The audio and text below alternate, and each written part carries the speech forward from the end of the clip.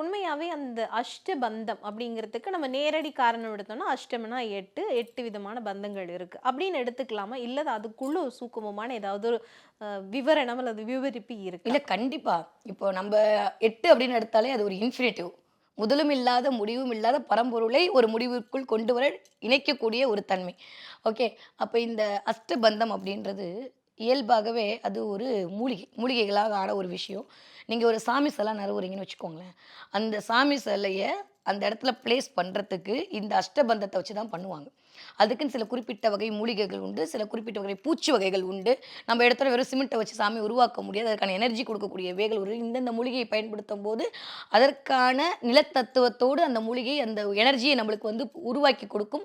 அப்படின்றபோது இந்த அஷ்டபந்தம் அப்படின்றது ஒரு சாமி சிலைய நிக்க வைக்கிறதுக்கு அத வந்து இணைக்கிறதுக்கான ஒரு பாலமாக இன்றளவும் நம்பளுடைய கோவில்கள்ல செஞ்சுட்டு இருக்கக்கூடிய ஒரு சூட்சமம்.